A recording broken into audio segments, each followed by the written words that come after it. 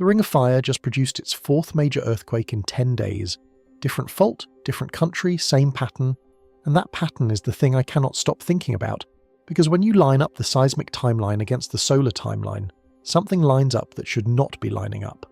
Not once. 4 times. A magnitude 7.5 in Tonga, a 6.5 near Fukushima, a 7.3 under a live volcano, and last night, a 7.4 in one of the most violent tectonic environments on Earth. The Sun had a disturbance event before every single one of them. I am going to show you exactly what that looks like, and why the next few weeks matter more than any of this already does. Before we begin, if you genuinely enjoy what we do here at Project Nightwatch, hit like and subscribe so you do not miss a single update as this story unfolds.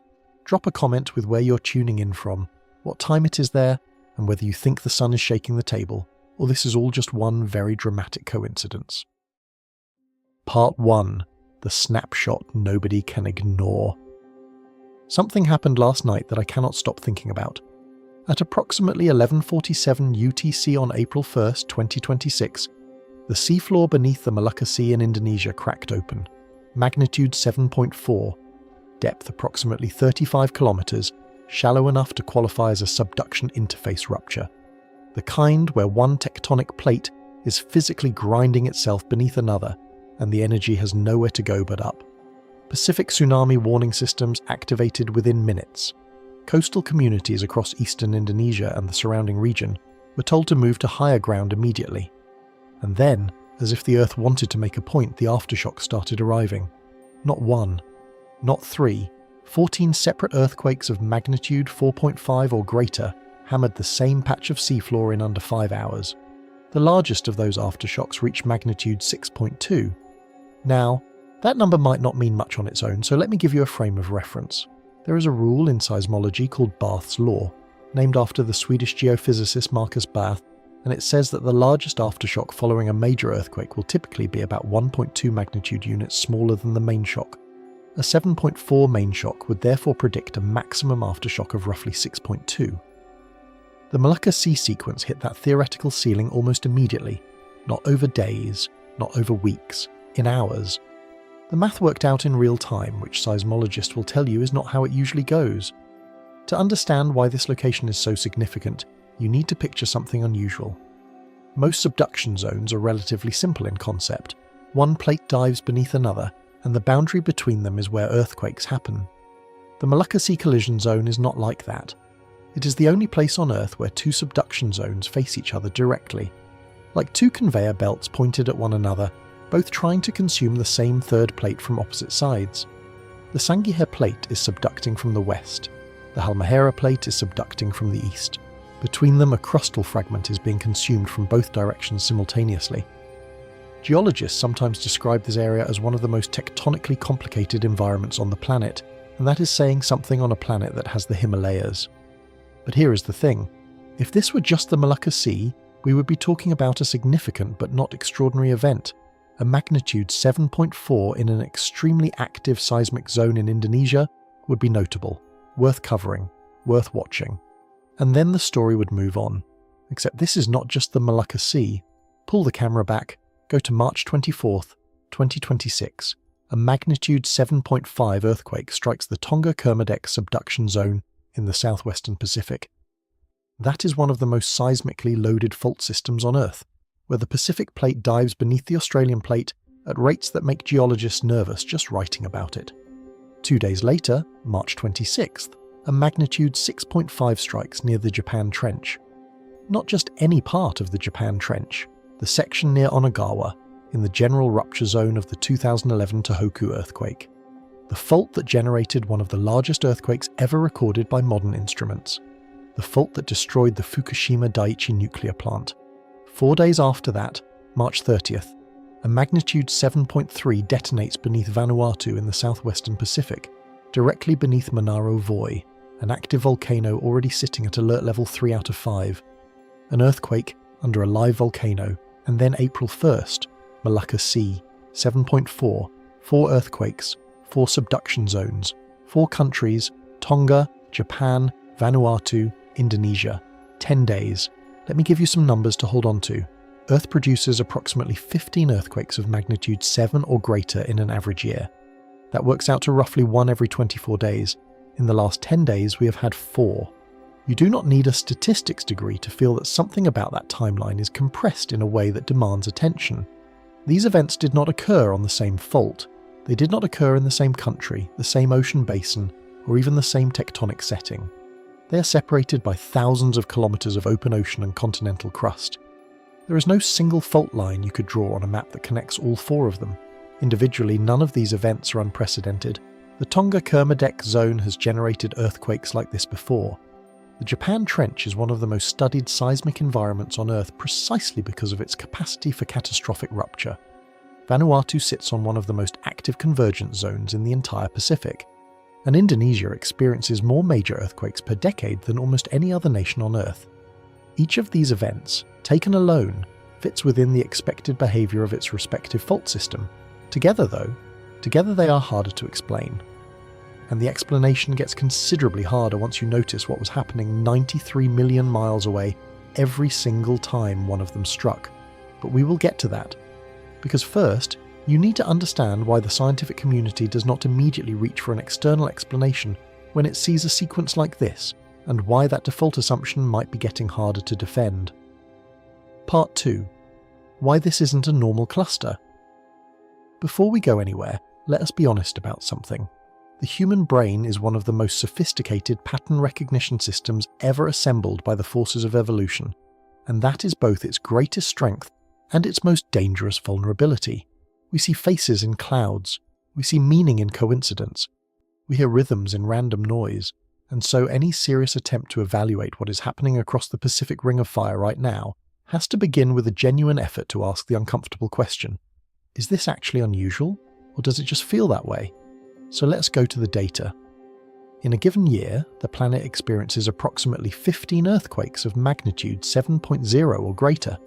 Spread evenly, that would mean 1 every 24.3 days. But earthquakes do not spread evenly. They cluster, they swarm, they sometimes pile up in ways that have nothing to do with any underlying synchronization.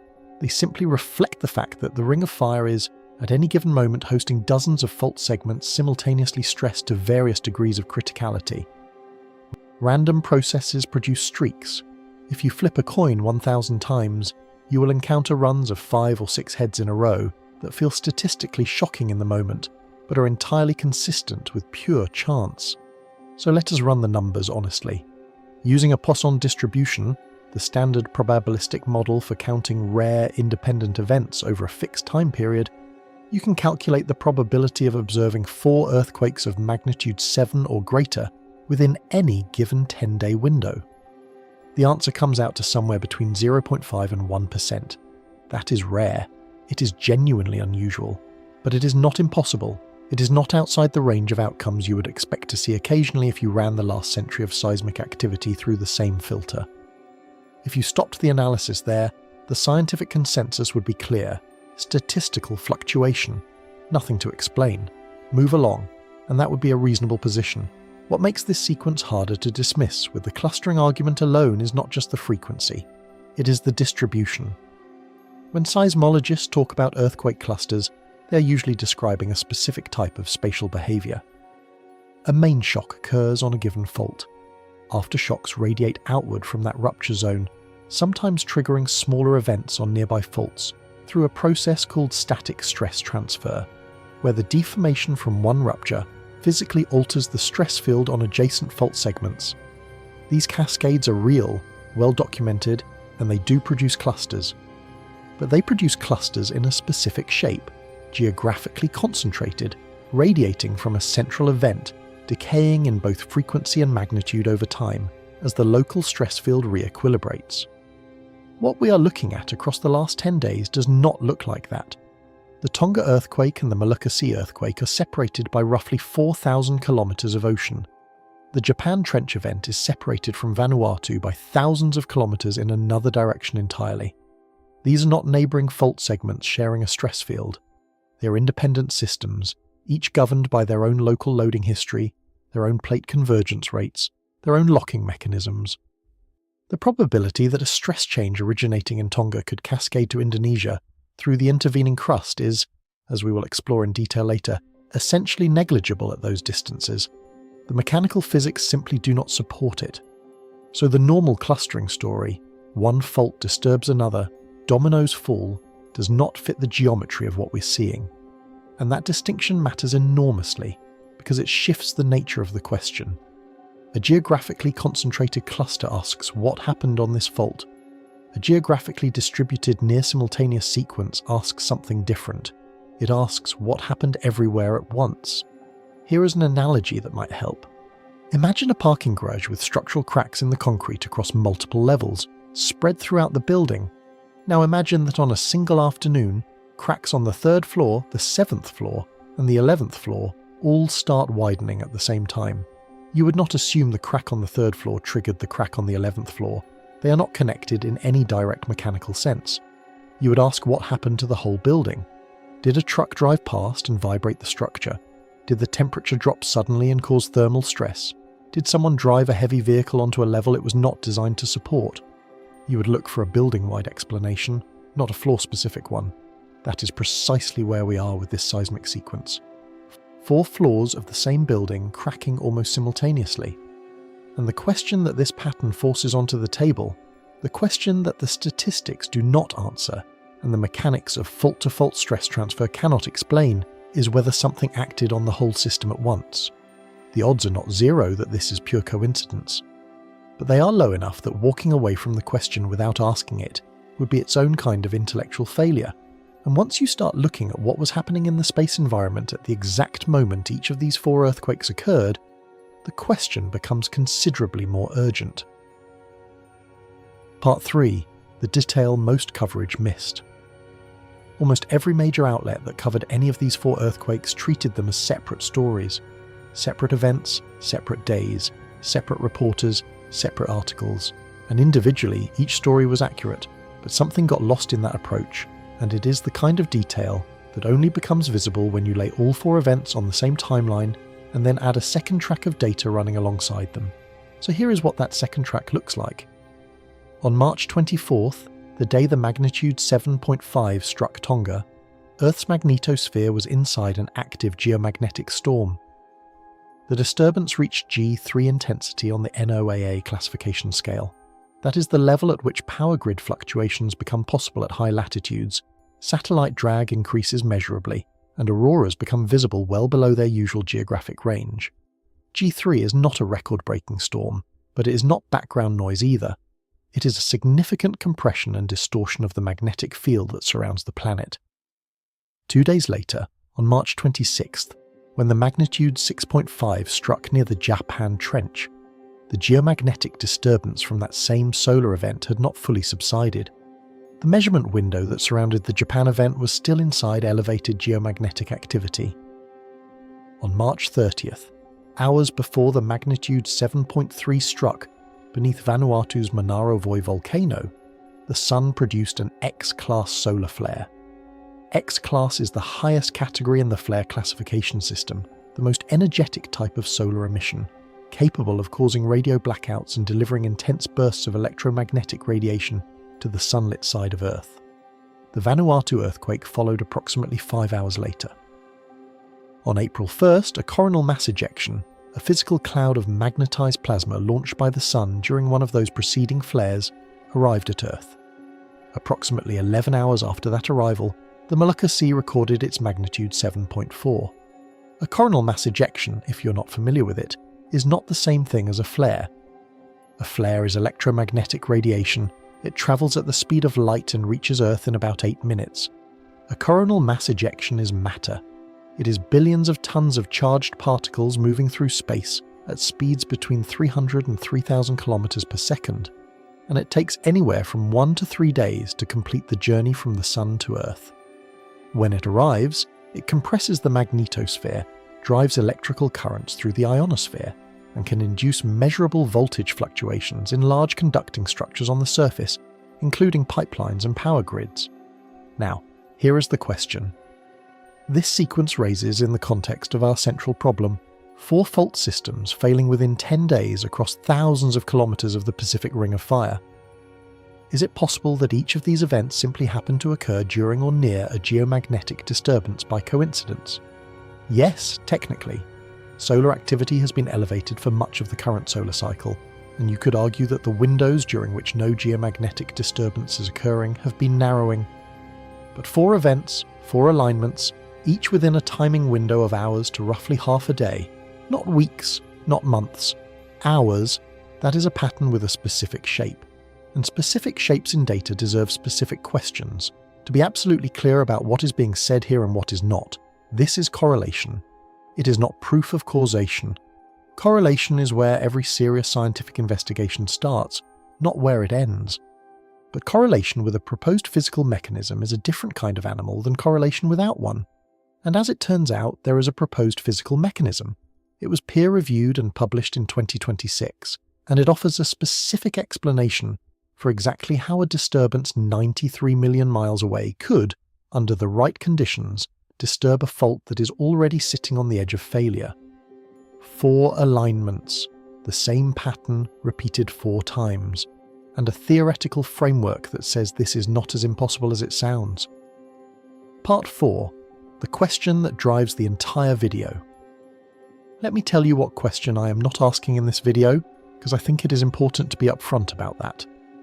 I am not asking whether earthquakes are increasing globally. That debate has been running for decades, and the data on it is genuinely mixed depending on what magnitude threshold you set, what time window you examine, and how you account for improvements in detection capability. That is a legitimate scientific discussion, but it is not this one. The question I am actually asking is narrower, and in some ways more unsettling. The question is this: why are separate fault systems with no direct mechanical connection to each other appearing to fail within the same compressed time window? There are exactly 2 frameworks that can answer that question. The first framework says this is internal randomness, that each of these fault systems happen to be at or near its own independent failure threshold, and the timing is coincidence.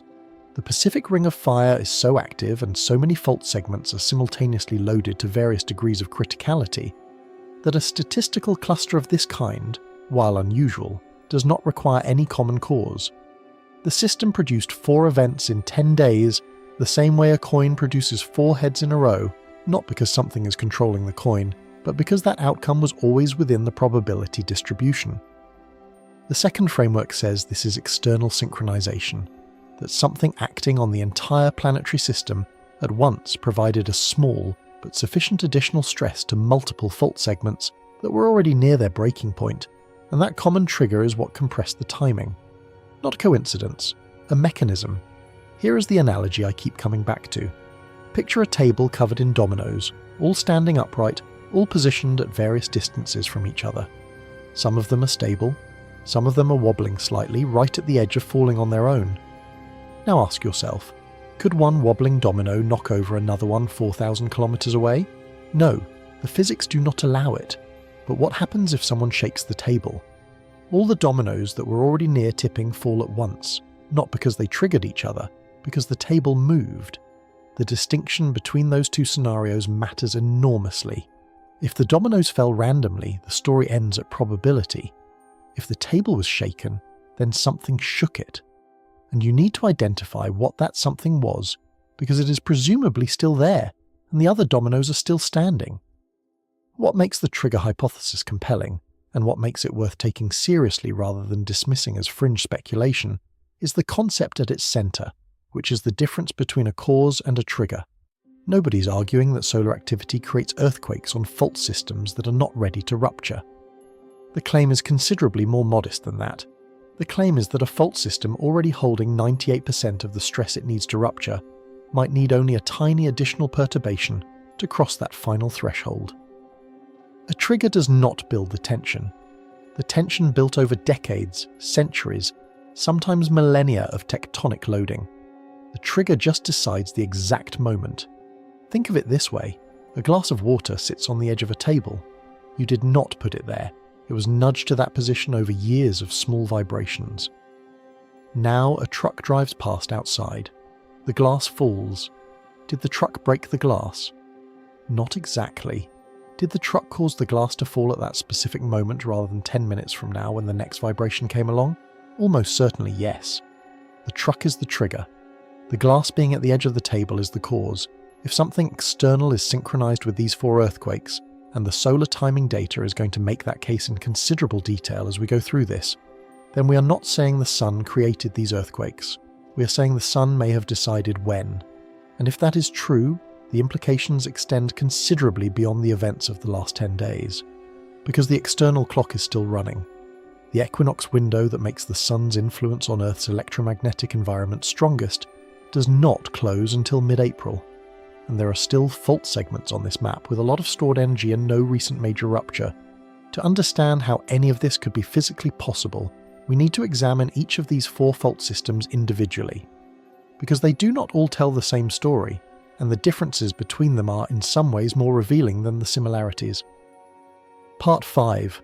Tonga. The Silence. On March 24, 2026, a magnitude 7.5 earthquake ruptured the Tonga-Kermadec subduction zone. That is a significant event by any measure. The 7.5 unit on the logarithmic Richter scale represents roughly the energy equivalent of tens of thousands of nuclear weapons of the Hiroshima size, all released in seconds from a patch of seafloor that most of the world could not locate on a map. What happened immediately afterward is what makes the Tonga event unusual within this sequence, or more precisely, what did not happen. When a large earthquake ruptures a fault segment, the standard behaviour of that fault in the hours and days that follow is well established. Aftershocks begin almost immediately. They come in a cascade that is dense at first and then decays over time, following a mathematical pattern called Omori's law, which describes how aftershock frequency drops off as the inverted function of elapsed time. You expect many aftershocks quickly, then fewer and fewer as the local stress field adjusts to the new reality of the post-rupture crust. And you expect the spatial distribution of those aftershocks to map out the extent of the rupture zone, essentially giving seismologists an X-ray of which part of the fault actually slipped. The Tonga sequence after March 24th was quieter than expected. The aftershock rate was below what seismologists typically observe following a 7.5 on a comparably loaded fault. And that silence is not necessarily reassuring. In seismology, there is a class of events sometimes called incomplete ruptures, situations where a fault segment begins to release stored energy but does not fully discharge. The rupture propagates partway along the locked interface, releases some stress, and then stops short of the segment's full extent. When this happens, the surrounding and adjacent fault segments may actually experience a net increase in Coulomb stress, the mathematical expression of how much closer a fault is to failure, because the deformation from the incomplete rupture redistributes load onto the parts of the fault that did not slip. Some of the quietest aftershock sequences in history have preceded second, larger events. The Kamchatka region of Russia has produced examples of this behaviour, a large initial rupture followed by unusual quiet, followed by a second rupture that exceeded the first. This is not a guarantee, it is not even a prediction. But it is a pattern that experienced seismologists recognise and watch for, and it is the specific pattern that the Tonga sequence has been raising flags about. This connects directly to the question at the centre of everything we are discussing. If this sequence is driven by external synchronization, something acting on multiple fault systems simultaneously, then the Tonga fault being in a state of incomplete stress release is significant. It suggests that whatever pressure was applied to trigger the March 24th event did not fully drain the system. The fault accepted the trigger, produced a significant but incomplete rupture, and is now sitting in a state where adjacent segments carry more stress than they did before the main shock. The silence is not resolution. The silence may be loading. Part 6. Japan. Trench. The memory zone. 2 days after Tonga, the attention shifted to the northwestern Pacific.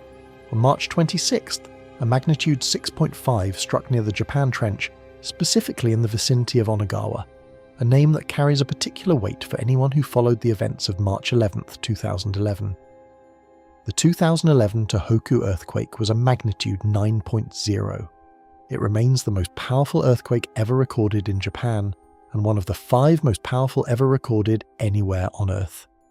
It generated a tsunami that reached heights of nearly 40 meters in some coastal areas, killed approximately 15,900 people, and triggered the partial meltdowns at the Fukushima Daiichi nuclear plant. The fault that produced it was a locked section of the Pacific Plate Subduction Interface beneath northeastern Japan, and the energy it released had been accumulating for centuries. What the 2011 rupture also did, and this is where Coulomb stress transfer becomes relevant, was redistribute stress to the surrounding fault system. When a fault segment slips, it does not simply release the stress that was on it. It changes the stress field of everything around it. Some adjacent segments experience a net reduction in stress. Others experience an increase, moving them closer to their own failure thresholds. Seismologists produce maps of these Coulomb stress changes following major earthquakes, and those maps can identify which nearby faults were loaded by the main shock and are therefore more likely to produce future earthquakes. 15 years after 2011, that stress field has not fully equilibrated. The Japan Trench is still processing the aftermath of one of the largest earthquakes in recorded history, and aftershock sequences following megaquakes of that magnitude can persist for decades. The March 26th event near Onagawa, whether it is a very late aftershock of 2011 or a fully independent event loaded by Coulomb stress transfer, is occurring in a fault environment that has not stabilized. A follow-up event of magnitude 5.0 was recorded near Onagawa on April 2, 2026, just a day after the Molucca Sea rupture. The fault is still active. Within our central question, whether these four events reflect some form of synchronized response to an external driver, the Japan Trench event occupies an interesting position. It occurred in a zone of known stress concentration, where the fault was already loaded beyond its typical background state. If something external provided a small additional perturbation at that moment, the Japan Trench would have been a reasonable candidate for response. A fault already carrying 15 years of post-megaquake stress redistribution does not need much encouragement to reach the next threshold. Part 7. Vanuatu, Earth Meets Fire. On March 30th, the magnitude 7.3 struck beneath Vanuatu, and the specific geographic detail that makes this event remarkable is that it detonated directly beneath Manaro Voi, one of the island nation's active volcanoes, which was already sitting at alert level 3 on a 5-point scale at the time of the rupture. The relationship between large earthquakes and volcanic systems is one of the more genuinely complex areas of geophysics. In a simple sense, they are products of the same underlying process. The movement of tectonic plates drives both the stress accumulation that produces earthquakes and the subduction of oceanic crust that generates the magma-feeding volcanic arcs. But the interaction between a specific large earthquake and a specific active volcanic system directly above its rupture zone is not fully understood, and the Vanuatu event puts that uncertainty in sharp relief. A major earthquake beneath an active volcano can potentially alter the pressure conditions within the underlying magma reservoir. The sudden deformation of the crust, the shaking, the permanent displacement, the changes in the local stress field can affect how magma moves through conduit systems, potentially opening or closing pathways that connect deeper magma bodies to the surface. In some documented historical cases, significant earthquakes have been followed within days or weeks by changes in volcanic activity at nearby volcanoes, sometimes increases, sometimes decreases, sometimes no change at all. The system is complex enough that predicting the direction of the effect is not currently possible with high confidence. What the Vanuatu event adds to our central thread is a dimension beyond pure seismology. If external synchronization is driving this sequence, if something is acting on the entire planetary system simultaneously, then the target is not just fault segments under tectonic stress. It is the entire coupled system of crustal deformation, fluid migration, and magma dynamics that underlies the Ring of Fire as a single interconnected structure. The volcano sitting directly above the March 30th rupture zone serves as a reminder that the Ring of Fire is not just a line of faults, it is a system, and that system has more components than seismology alone can account for. Part 8. Molucca Sea, the collision engine.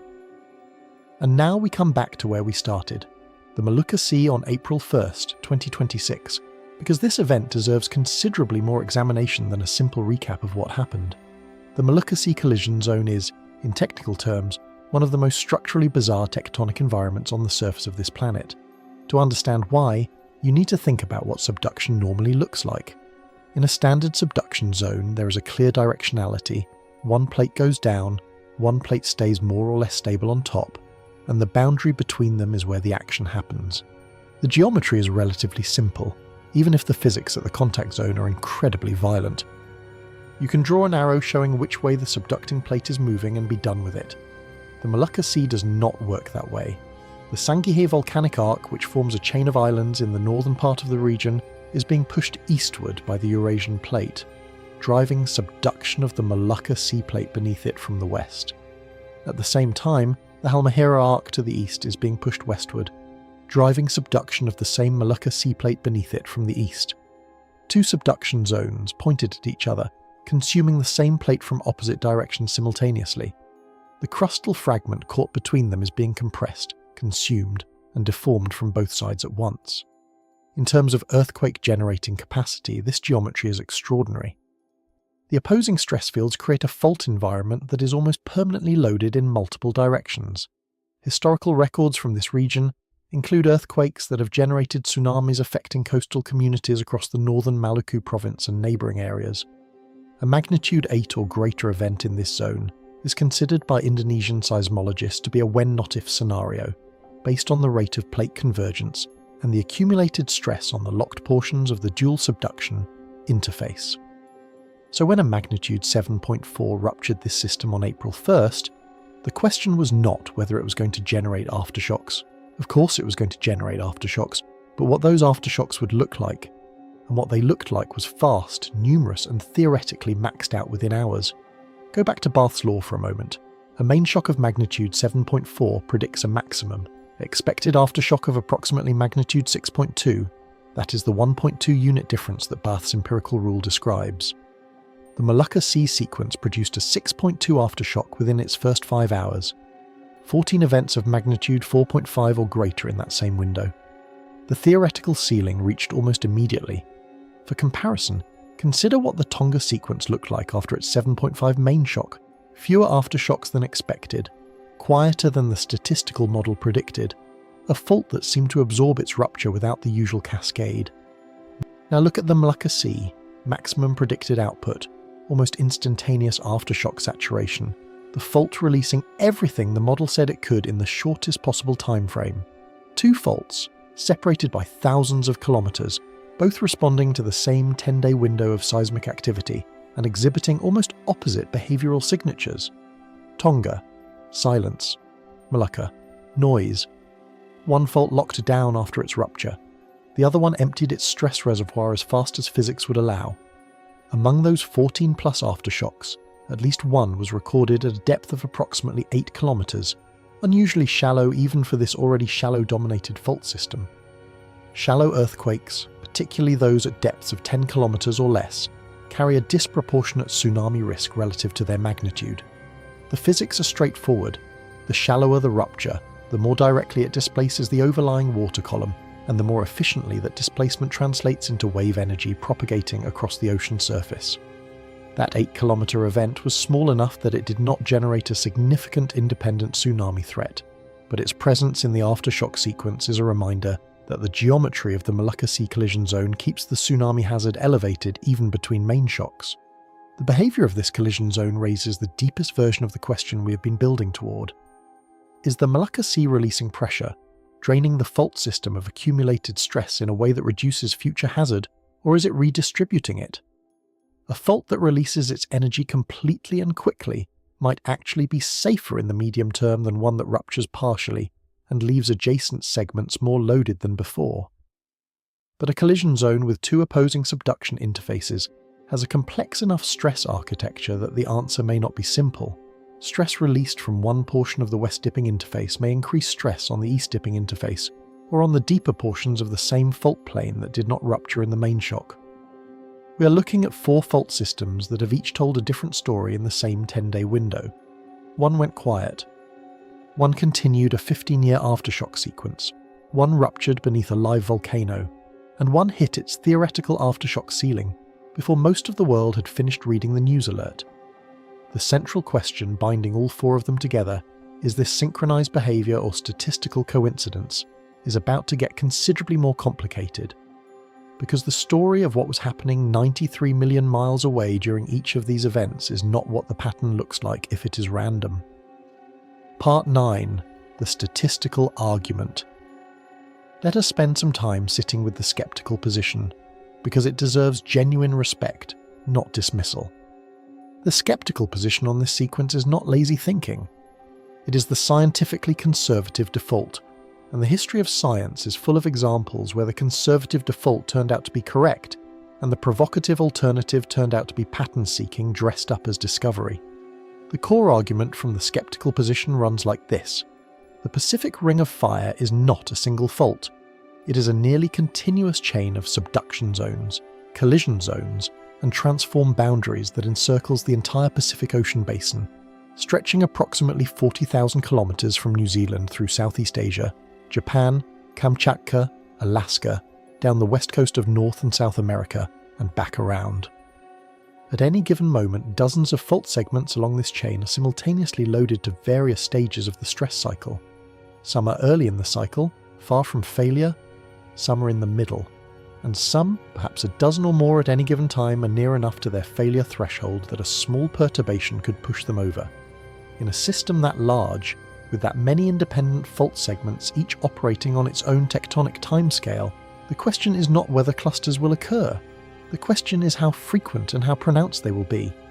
A Poisson model of global seismicity tells you that 4 magnitude 7+ events in 10 days is rare, but it is within the expected distribution of outcomes for a system as active as Earth's. If you ran the seismic record of the last 100 years through a sliding 10-day window and counted how many times that window contained 4 or more magnitude 7 events, you would find that it has happened before, not often. But it has happened. Here is the analogy the statisticians reach for.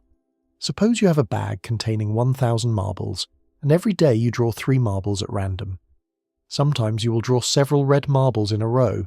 It does not mean the red marbles were coordinated. It does not mean something is selecting them. It means you are drawing from a distribution that contains red marbles, and sometimes random draws cluster.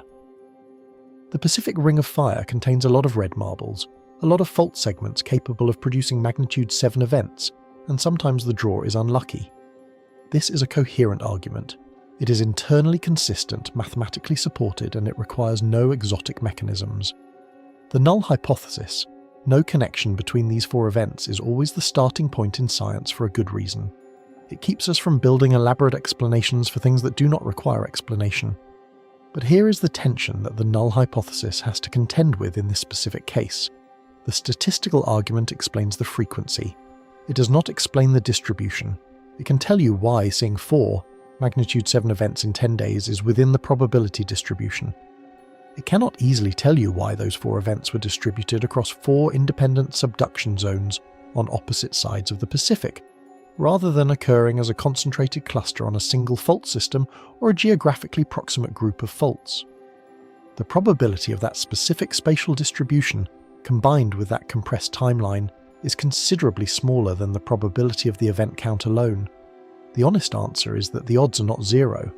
The odds that this is pure coincidence are low enough to make a serious scientist uncomfortable, but they are not zero. They never are. And that word, uncomfortable, is where the real scientific work begins. If this is random, it is an unusually dramatic example. And unusual examples have a habit of eventually revealing structure that the null hypothesis could not account for. Part 10. The mechanical argument, why domino theory fails. Now, let us look at the other conventional explanation that gets raised whenever a sequence like this appears, because it is important to understand why it does not work here, before we move on to what might. The domino theory of earthquake triggering, the idea that one large earthquake sets off others in a chain reaction, like a line of falling tiles, is appealing because it is intuitive and because it is partially true in a very specific context. When seismologists talk about triggered seismicity, they're usually describing one of 2 mechanisms. The first is aftershock triggering, which is real, well documented, and governs the behaviour of rupture zones in the hours, days, and weeks following a main shock. This is the mechanism that produced those 14 aftershocks in the Molucca Sea within 5 hours, genuine cascade behaviour driven by local stress redistribution in the immediate vicinity of the rupture. The second is static Coulomb stress transfer, which is also real, also well documented, and describes how the deformation field from a large earthquake changes the stress on adjacent fault segments. Here is the critical limitation of both mechanisms. They decay rapidly with distance. The mathematical relationship between Coulomb stress change and distance from the rupture is not linear. It drops off as an inverse function of distance cubed in many geometries. What that means in practice is that by the time you're a few hundred kilometers from a major rupture, the Coulomb stress change it induces is typically on the order of a fraction of a bar, comparable to the tidal stress that the Moon and Sun exert on Earth's crust twice daily through gravitational loading. And by the time you are thousands of kilometers away, the stress change from a distant earthquake is, for all practical purposes, negligible. The Tonga earthquake and the Molucca Sea earthquake are separated by approximately 4,000 kilometers of oceanic and continental crust. For the March 24th Tonga rupture to have mechanically triggered the April 1st Molucca Sea rupture through static Coulomb stress transfer, it would need to have transmitted a stress change across 4,000 kilometers of intervening material at magnitudes that the physics of elastic stress propagation simply do not support at those distances. The numbers do not work. The mechanical chain reaction model, applied at ring-of-fire scales, fails on the physics. Dynamic triggering, the triggering of earthquakes by seismic waves passing through distant fault zones, is a real phenomenon that has been documented in specific cases. But even dynamic triggering has a strong distance dependence and typically requires specific geometric and stress conditions at the receiving fault. It explains some cases of distant triggering at hundreds of kilometers. It does not comfortably explain synchronized failure across the entire Pacific. So here is where the argument lands. The statistical model says the frequency is explainable without a common cause, but struggles with the spatial distribution. The mechanical model says that direct fault-to-fault triggering across Pacific scales is physically impossible. Both conventional explanations have significant gaps when applied to this specific sequence. The statistical model cannot fully account for the geometry. The mechanical model cannot generate the required force at the required distances. If these four faults are not triggering each other, and if the timing is too specific to be comfortable as pure coincidence, then the question that remains is this: what is capable of acting on the entire Pacific Ring of Fire simultaneously, with enough force to nudge multiple near-critical fault segments over their individual thresholds? Whatever the answer is, it has to affect the whole planet at once. Part 11. The plate scale perspective. Step back even further than the four individual fault systems. Forget for a moment about Tonga and Japan and Vanuatu and Indonesia as separate places with separate tectonic histories. Think about the Pacific Plate as a single physical object, a roughly circular slab of oceanic lithosphere, approximately 103 million square kilometers in area, moving northwest at approximately 7 to 10 centimeters per year, and subducting beneath or colliding with neighboring plates along nearly its entire circumference. Every point on the Ring of Fire shares a mechanical relationship with every other point through their common connection to this plate. When the Pacific Plate encounters resistance at one part of its boundary, when a segment of subduction locks up and stress accumulates, the effects of that locking propagate through the plate itself, slowly and subtly altering stress conditions elsewhere on the same boundary. Seismic waves generated by a large earthquake on one part of the boundary travel through the plate and arrive at other parts of the boundary within minutes, potentially nudging fault segments that are already near failure. Longer-term plastic deformation of the plate propagates more slowly, over years and decades, but can accumulate into significant stress changes at distant boundary segments over geological timescales. None of this happens fast enough or strongly enough to explain the 10-day window we are looking at. The long-term plate scale stress effects operate on timescales of years to decades, not days. And the seismic wave dynamic triggering we discussed earlier has the distance limitations we already covered. But the plate scale perspective does offer something important. It establishes why so many segments of the Ring of Fire are simultaneously near their failure thresholds. They all share the same driving system. They all respond to the same tectonic forces, and if the Pacific Plate as a whole is in a period of elevated stress, driven by changes in subduction rates, collision geometries, or deep mantle processes, then multiple segments of its boundary could be simultaneously poised near failure in a way that has nothing to do with triggering between them. Think of it like a cracked windshield under pressure. The cracks spread from a central impact point, but they do not spread randomly. They follow the stress field of the glass, taking paths of least resistance, branching where the material is weakest. Add pressure to the whole windshield, squeeze its edges, and multiple cracks can propagate simultaneously in different places, not because one crack triggered another, but because the whole structure is under stress. If the Pacific Plate is the windshield, then the question of what squeezed the edges, what added the system-wide perturbation that moved multiple already stressed segments over their individual thresholds in the same 10-day window, is the question that neither statistics nor mechanics can answer on their own. And that is the crack in the conventional explanation. Not a fatal crack, but a real one. Because randomness explains a lot and plate scale stress explains a lot more, but together they still leave a gap where the spatial distribution and temporal compression of this specific sequence live. Something that acts on the whole planet at once fills that gap, and there is only one thing that fits that description, and also has a proposed physical mechanism, and also shows 4-for-4 timing alignment with these events. Part 12. The first crack in conventional explanation. Here is where the picture that has been assembling across the last 3 acts comes into focus as a single argument. We have 4 earthquakes in 10 days, distributed across the Pacific Ring of Fire, in a pattern that the statistical clustering model cannot fully account for geometrically. We have established that the mechanical chain reaction model fails on the physics at the distances involved. We have seen that the plate scale perspective explains why multiple fault segments are simultaneously near failure, but does not explain why they crossed their thresholds in the same 10-day window, rather than spread across months or years. And we have noted, without yet fully examining, that each of these 4 earthquakes occurred within hours of a distinct solar or geomagnetic event. What remains when you remove the explanations that do not fit is not necessarily the correct explanation. That is not how science works.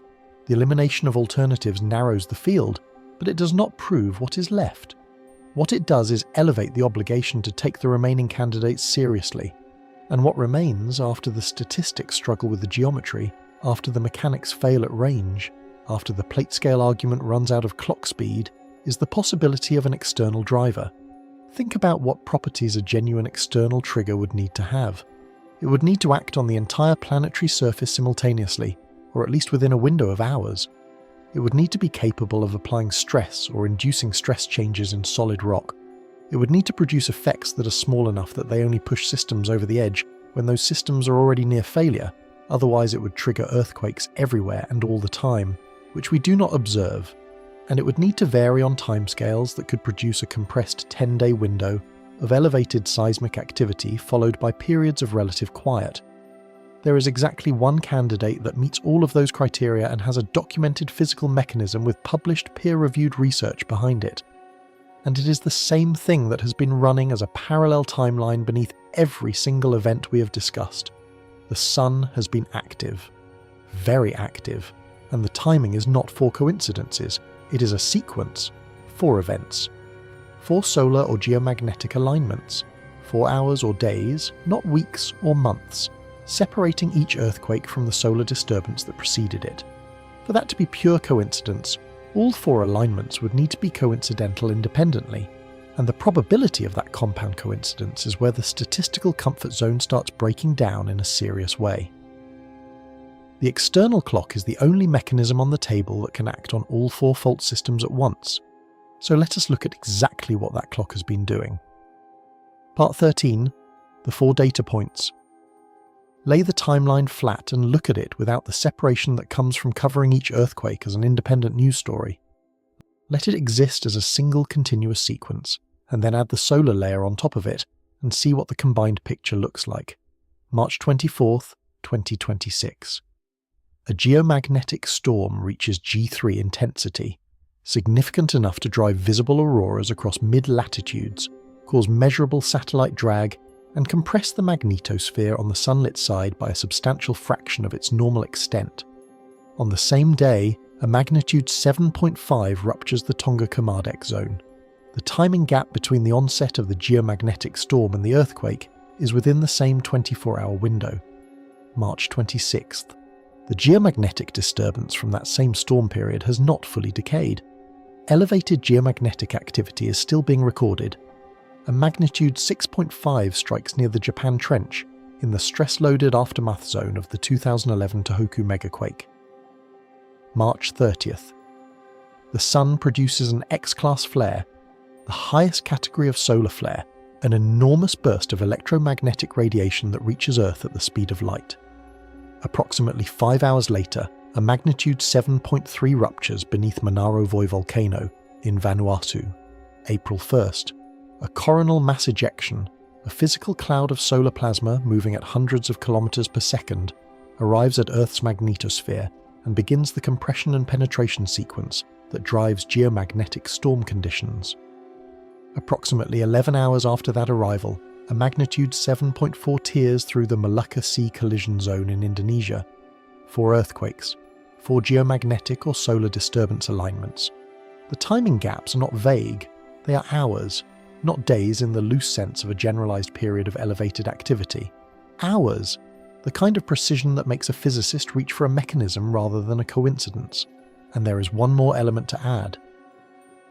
In the period surrounding these events, Earth's electron flux, the measurement of high-energy electrons in near-Earth space, was elevated for approximately 12 consecutive days. Electron flux elevation is associated with high-speed solar wind streams and is one of the indicators that geophysicists use when assessing the overall energy state of the near-Earth electromagnetic environment. A 12-day streak of elevated electron flux is not normal background activity. It is a sustained period of enhanced coupling between the solar wind and Earth's magnetosphere. Here is why that matters for our central question. If we were looking at one earthquake coinciding with one geomagnetic disturbance, the appropriate response would be mild curiosity and careful skepticism. Coincidences happen. One data point is not a pattern, it is a single throw of the dice. But this is not one data point, this is 4.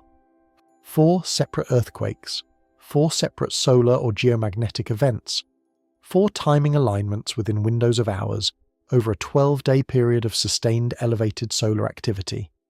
The probability that all 4 alignments are independent coincidences is not 0, but calculating it requires you to multiply probabilities together, and multiplied probabilities decay quickly. The pattern does not prove causation. But it has a shape, it is specific, it repeats, and it is asking a question that cannot be answered by saying probably coincidence 4 times in a row and calling it analysis. There is a model that predicted this kind of pattern before these earthquakes occurred. It was published in a peer-reviewed journal in 2026, and its proposed mechanism is not mysticism, it is electrostatics. Part 14. The Kyoto Model, Trigger Hypothesis. In 2026, a research group that included scientists Mizuno, Kao and Umino published work that proposed a specific physical mechanism connecting solar activity to fault triggering in earthquake-prone regions. This research, emerging from institutions associated with earthquake prediction research in Japan, put forward what is sometimes called the capacitive coupling model, and it is worth understanding what that model actually claims and, just as importantly, what it explicitly does not claim. The model begins with the ionosphere. The ionosphere is the layer of Earth's upper atmosphere, sitting roughly 60 to 1,000 kilometers above the surface, where solar radiation ionizes gas molecules and creates a permanent sheet of charged particles surrounding the planet. This ionospheric charge layer is in constant dynamic relationship with the solid Earth below it. The space between the ionosphere and the surface behaves, in electromagnetic terms, something like a giant capacitor, 2 conducting surfaces separated by a partially insulating medium, capable of storing and releasing electrical charge. Under normal conditions, this global electric circuit is in a relatively stable state. But during periods of intense solar activity, geomagnetic storms, large solar flares, the arrival of coronal mass ejections, the ionosphere experiences rapid, significant changes in its charge distribution. The incoming solar energy deposits additional charge into the ionospheric layer, drives large-scale electrical currents, and can produce rapid changes in the vertical electric field between the ionosphere and the surface. Here is the proposed mechanism for earthquake coupling. The rapid change in that vertical electric field, driven by the ionospheric perturbation, exerts an additional electromagnetic stress on conducting and semiconducting materials in the upper crust. Rock is not a perfect insulator. Many crustal minerals, particularly those along fault zones where fluids have infiltrated the rock matrix, have measurable electrical conductivity. A rapidly changing electric field applied to a conducting medium produces forces, electromagnetic body forces, that can alter the effective stress state on a fault plane. The magnitude of this effect is small. The model is explicit about this.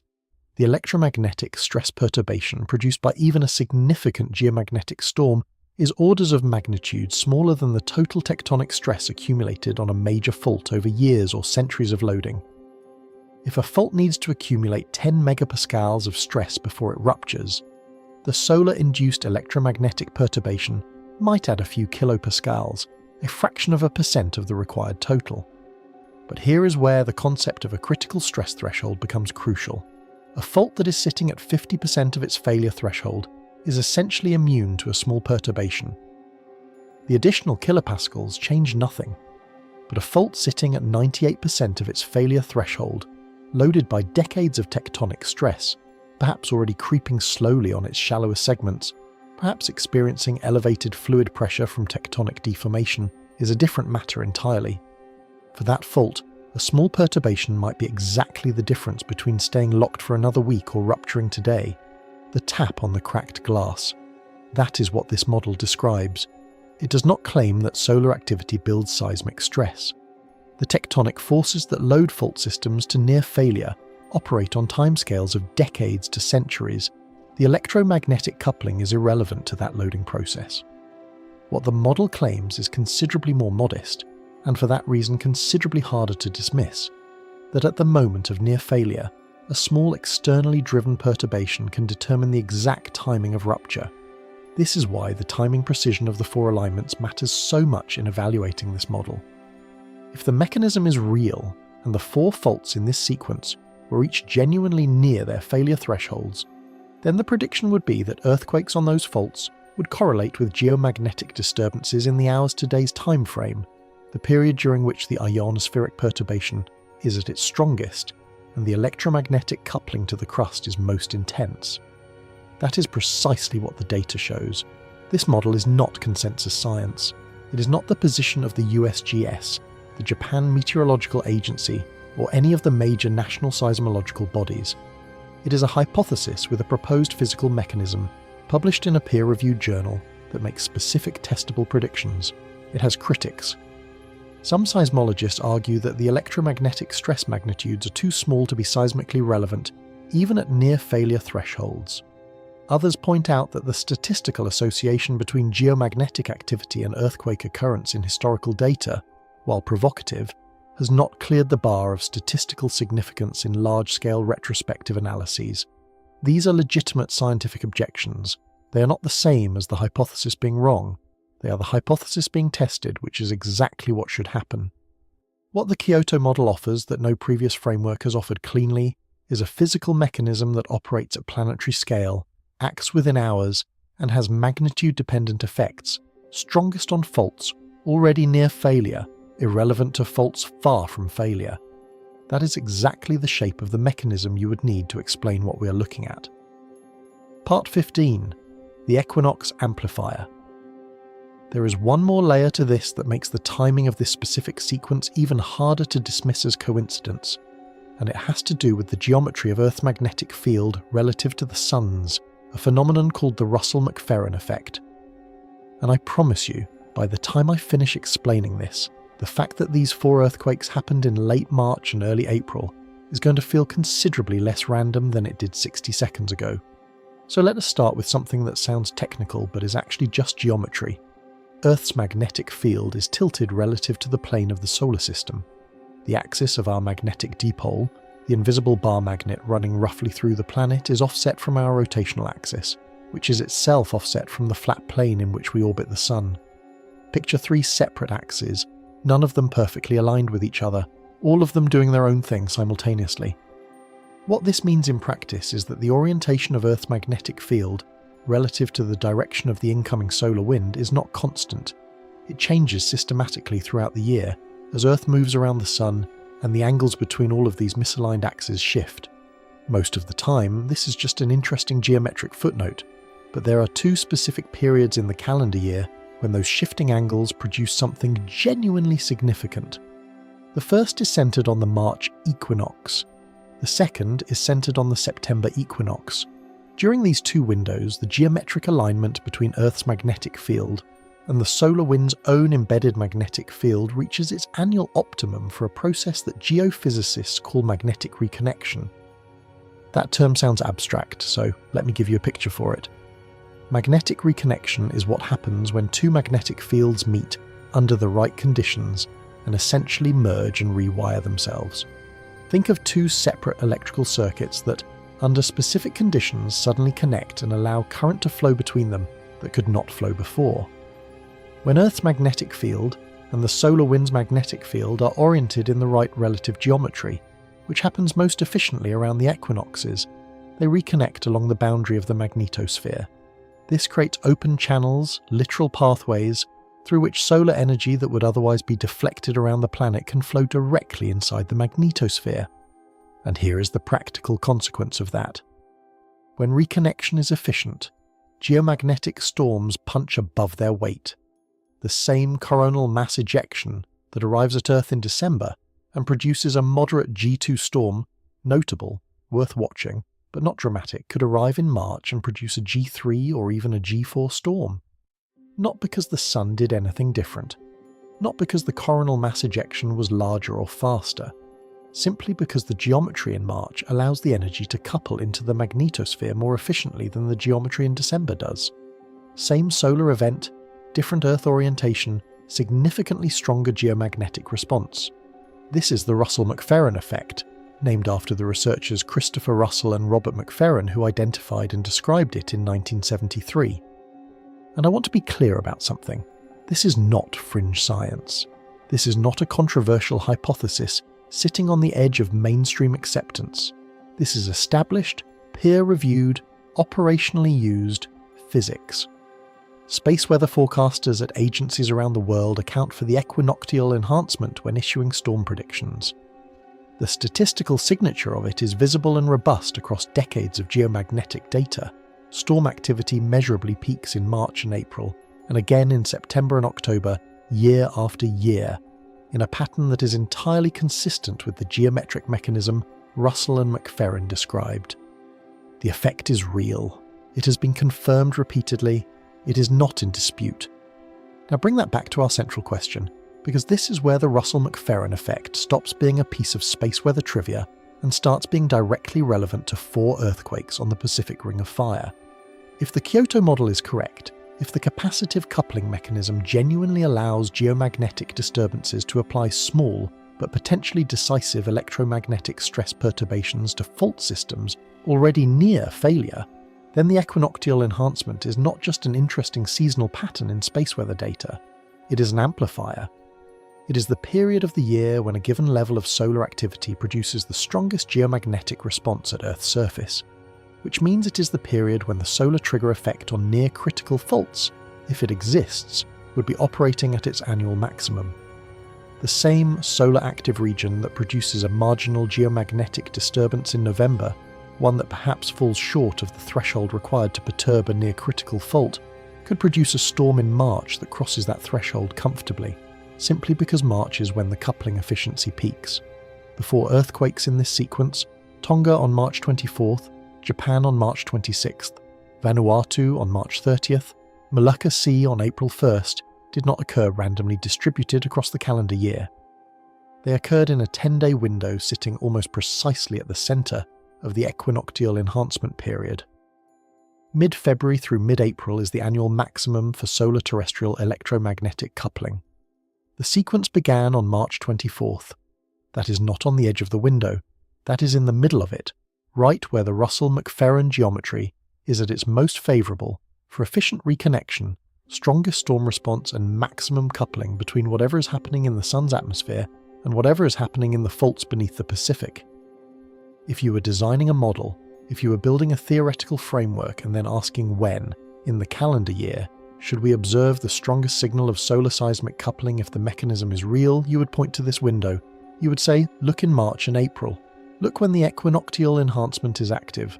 Look when the same coronal mass ejection hits harder than it would in any other season, and then you would go to the seismic record and look for elevated major earthquake activity in those windows, and you would look at the solar timeline running alongside those events, and you would ask whether the pattern is there. The pattern appears to be there. 4 data points inside the peak window, each aligned with a solar disturbance within hours. The Russell-McFerran effect does not prove the Kyoto model, but it does something almost as significant. It provides a seasonal prediction. It says that if solar triggering of near-critical faults is real, it should be stronger now than at almost any other point in the year. And we are sitting inside that window right now, watching a sequence that looks exactly like what the model would predict. Here is what makes that genuinely worth sitting with. The window does not close until approximately mid-April. Solar activity has not stood down. The active regions that produce the flares and coronal mass ejections surrounding the 4 earthquakes in this sequence are still rotating on the solar disk, still producing eruptions, still driving elevated electron flux in near-Earth space. The 12-day streak of enhanced electromagnetic energy in the near-Earth environment that accompanied this entire sequence has not returned to background levels. Whatever external pressure has been applied to the fault systems of the Pacific Ring of Fire during this period, and I want to be precise here, whether you accept the solar trigger hypothesis or not, the solar environment that accompanied the sequence has not changed. The external clock, if it is a clock at all, is still running, and it is running during the period of the year when its hands move fastest. The equinoctial window amplifies every solar disturbance that occurs inside it. The sun is still producing those disturbances, and the fault systems that were loaded by the stress redistribution from 4 major earthquakes in 10 days are still sitting in their new post-rupture stress states, some of them potentially carrying more load than they did before the sequence began. We are not at the end of this window, we are in the middle of it, and if the Russell-McFerran effect is the amplifier that the physics says it is, then the question of whether this sequence has produced its last entry is one that the next 2 weeks are going to answer, whether we are ready for the answer or not. Part 16. Competing Mechanisms. Before we move to what comes next, honesty requires acknowledging something that I think actually makes this story more interesting, not less. The Kyoto capacitive coupling model is not the only proposed mechanism for solar seismic interaction. It is not the only alternative to pure randomness worth putting on the table, and if I only showed you one hypothesis and told you it explained everything, you should immediately be suspicious of me, because that is not how science works, and it is not how this channel works either. So let us spend some time in the full hypothesis space, because it is considerably more populated than mainstream coverage of this topic would suggest. The Kyoto model, the ionospheric capacitive coupling mechanism we covered in detail, is the most developed and the most recently peer-reviewed of the proposed frameworks. But it is not alone. And understanding its competitors tells you something important about both the state of the science and the genuine difficulty of the problem. The first competing framework is sometimes called the mantle fluid migration hypothesis, and it operates on a fundamentally different physical pathway than the Kyoto model. The basic idea is this: the crust and upper mantle contain significant quantities of conductive fluids, water-bearing dissolved minerals and salts, distributed through fracture networks and porous rock formations at depth. These fluids are not static. They move in response to pressure gradients, temperature variations, and, this is the proposed connection, electromagnetic forcing. When a geomagnetic disturbance drives large electrical currents through the ionosphere and into the conducting layers of the crust, those currents could theoretically interact with the conductive fluid networks at depth, altering flow patterns and redistributing fluid pressure along fault planes. Why does fluid pressure matter to earthquake timing? Because one of the primary mechanical controls on whether a fault ruptures is the effective normal stress across the fault plane, the force pressing the 2 sides of the fault together. Poor fluid pressure works against that normal stress. When fluid pressure increases along a fault plane, the effective normal stress decreases and the fault becomes easier to slip. You need less shear stress to overcome the friction. Elevated poor fluid pressure is one of the mechanisms behind induced seismicity, the earthquakes triggered by wastewater injection near oil and gas operations, and it is a real, well-documented physical pathway from fluid state to fault failure. The mantle fluid migration hypothesis says that geomagnetic disturbances could drive fluid redistribution that changes pore pressure on fault planes, nudging near critical faults toward failure. It is a coherent physical story. The problem, and this is a significant problem for the specific sequence we are examining, is timescale. Fluid migration through crustal rock is not a fast process. The permeability of most crustal materials is low enough that significant fluid redistribution takes days to weeks at minimum, and often much longer. The timing alignment we are looking at in this sequence is hours. A geomagnetic disturbance arrives, and within hours to roughly half a day, a major earthquake follows. The mantle fluid mechanism, even under optimistic assumptions about crustal permeability, does not operate fast enough to explain half-scale timing correlations. It might be relevant to slower patterns of solar seismic correlation over weeks or months. For this specific sequence, the clock speed is wrong. The second class of alternative mechanisms involves direct electromagnetic coupling through pathways that do not require fluid movement at all. Two variants of this have been proposed in the literature, though both remain considerably less developed than the ionospheric model. The first is direct induction, the idea that the rapidly changing magnetic fields associated with geomagnetic storms induce electrical currents in highly conductive mineral assemblages along fault zones, and that these induced currents generate mechanical forces through electromagnetic body force effects. Certain minerals common in fault zone environments, particularly those containing iron and other transition metals, have electrical conductivities high enough that induction effects could in principle be non-negligible. The second variant involves magnetostriction, a property of ferromagnetic materials whereby their physical dimensions change slightly in response to changes in an applied magnetic field.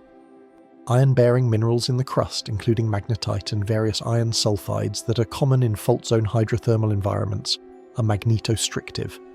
The argument is that rapid changes in the geomagnetic field during a storm event could produce small but potentially meaningful mechanical strains in these minerals, and that in a fault zone already near failure, even small additional strains could be relevant. Both of these mechanisms face a common and serious challenge: magnitude. The electromagnetic forces and magnetostrictive strains produced by geomagnetic disturbances in crustal rock, when you run the numbers carefully, come out very small. Critics of these mechanisms argue that the magnitudes are too small by several orders of magnitude to be seismically relevant, even on near-critical faults.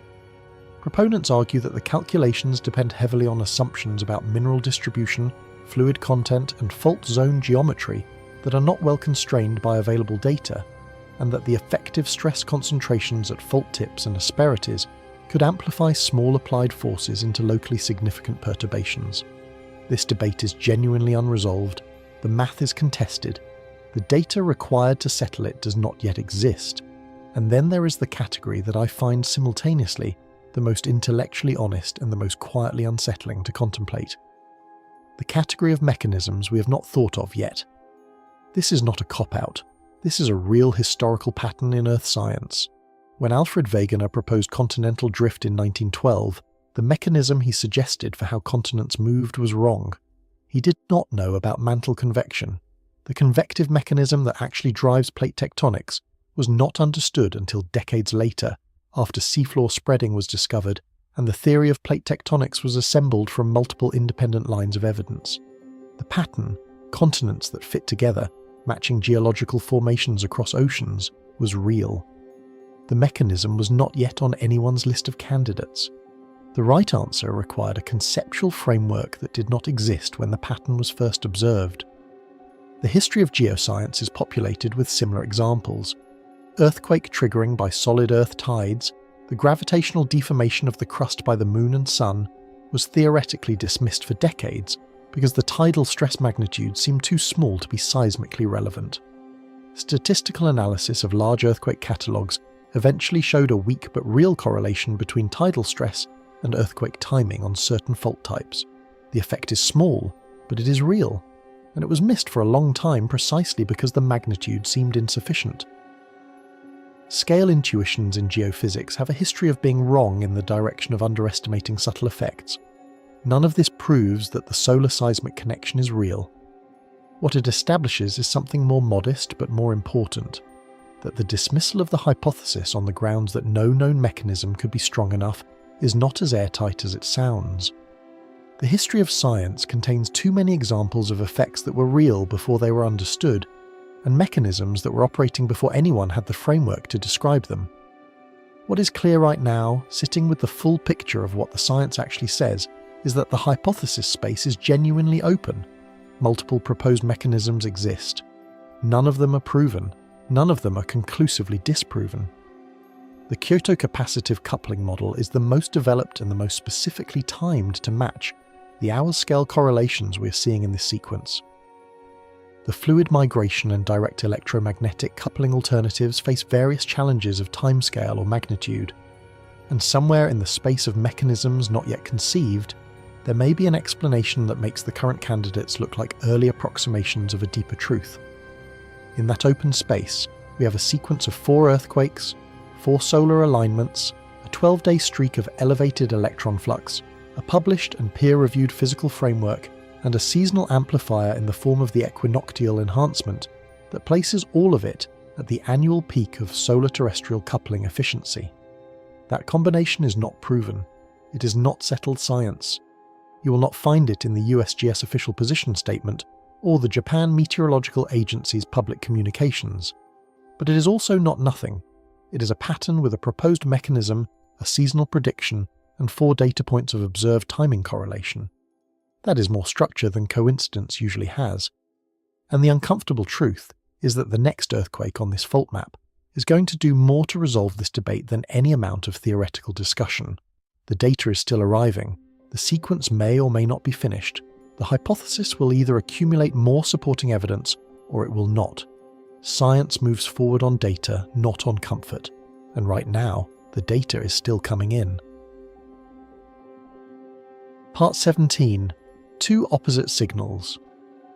Across the 4 events of the last 10 days, 2 behavioural patterns have emerged that sit at almost opposite ends of the seismic response spectrum, and understanding the contrast between them is not just interesting from a technical standpoint, it is important for thinking about what comes next, because these 2 patterns are pointing in very different directions about the current stress state of the Pacific Ring of Fire.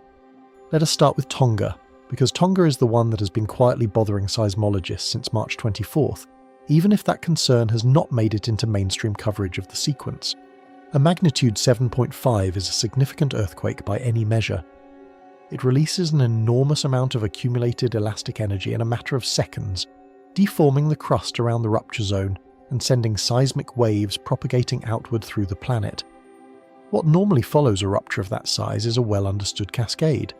Aftershocks begin almost immediately, sometimes within seconds of the main shock, and they arrive frequently at first, then taper off over days and weeks according to the mathematical decay described by Omori's law. The spatial distribution of those aftershocks essentially maps the rupture surface, giving seismologists a picture of which portion of the fault actually slipped and how far the rupture propagated along the fault plane. The Tonga sequence after March 24th was quieter than that model predicts. The aftershock rate fell below the statistical expectation for a 7.5 on a comparably loaded subduction interface. The cascade that should have been dense and persistent was instead muted. Fewer events, lower energy output from the surrounding fault zone, a post-main shock silence that stands in measurable contrast to what the numbers say should have happened. Now, silence is not always ominous. There are benign explanations for a below-average aftershock sequence.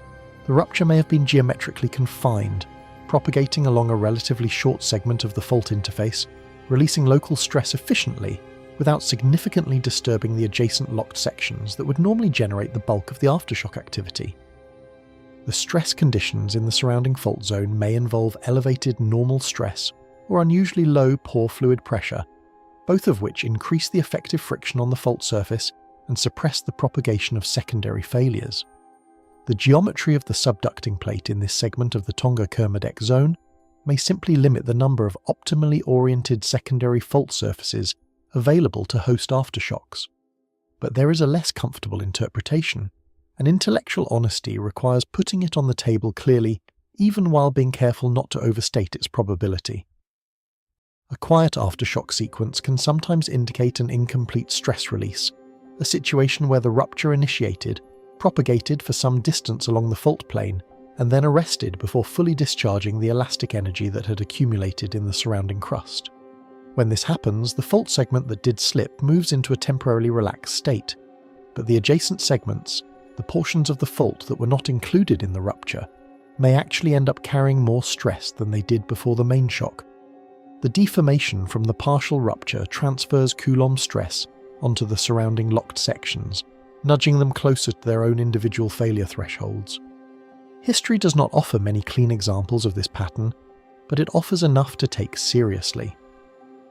There are documented cases in Kamchatka, in Japan, in the Aleutian Arc, where an unusually quiet post-main shock sequence on a large subduction zone fault was followed weeks or months later by a second significant rupture on an adjacent segment of the same system. Not every quiet sequence leads to a follow-on event. Most of them do not.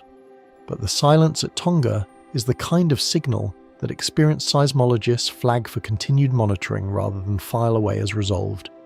The stress accounting on that fault system is not obviously closed. Now contrast that with everything happening in the Molucca Sea, because the Molucca Sea is telling an almost opposite story with almost everything it does.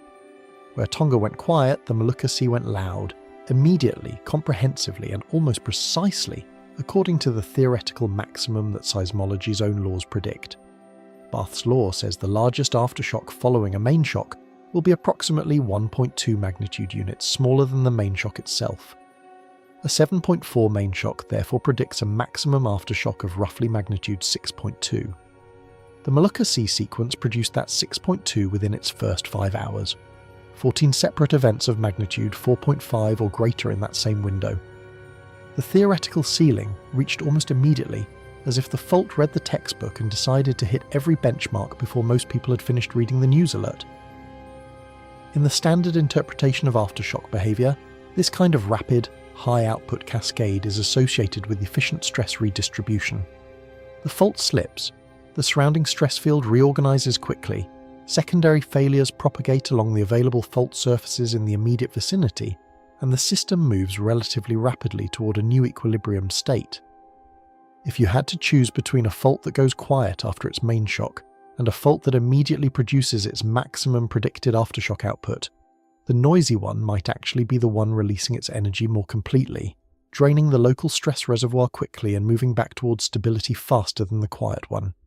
But I use the phrase "in principle" for a reason, and that reason is the specific geometry of the Molucca Sea collision zone. This is not a simple fault. This is two subduction zones facing each other from opposite directions, both consuming the same crustal fragment simultaneously.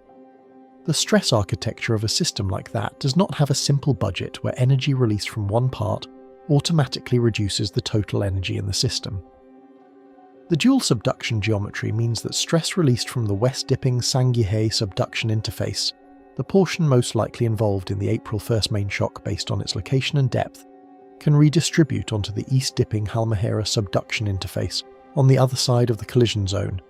The two interfaces are mechanically coupled through the crustal fragment being consumed between them. What one releases, the other may inherit. Without detailed Coulomb stress modelling specific to the post-rupture geometry of the Molucca Sea system, the kind of analysis that takes weeks of computational work and requires precise knowledge of the main shock rupture geometry, the local fault orientations, and the pre-existing stress field, there is no honest way to say whether the April 1st event and its aftershock swarm represent a net reduction in the seismic hazard of the collision zone or a redistribution of stress onto portions of the system that have not yet ruptured. Both outcomes are physically plausible. The data required to distinguish between them is still being processed. So here is where the comparison between these two signals lands, and why it matters for the central question this entire video has been building toward. Two fault systems, both apparently responding within the same 10-day window of elevated solar and seismic activity. Both triggered, or coincidentally timed depending on which framework you accept, during the same period of geomagnetic disturbance and equinoctial electromagnetic coupling enhancement. And yet their behavioural signatures look almost nothing alike. One went silent, one went immediately to maximum output. One is raising questions about what has not been released. The other is raising questions about where its released energy went. That contrast is actually one of the more interesting pieces of evidence in the context of the solar trigger hypothesis, not because it proves anything, but because it is consistent with a specific prediction the Kyoto model makes. The model does not predict that solar triggering produces uniform behaviour across all affected fault systems. It predicts the opposite. The trigger, the small electromagnetic perturbation delivered to the crust during a geomagnetic disturbance, is the same regardless of which fault it acts on.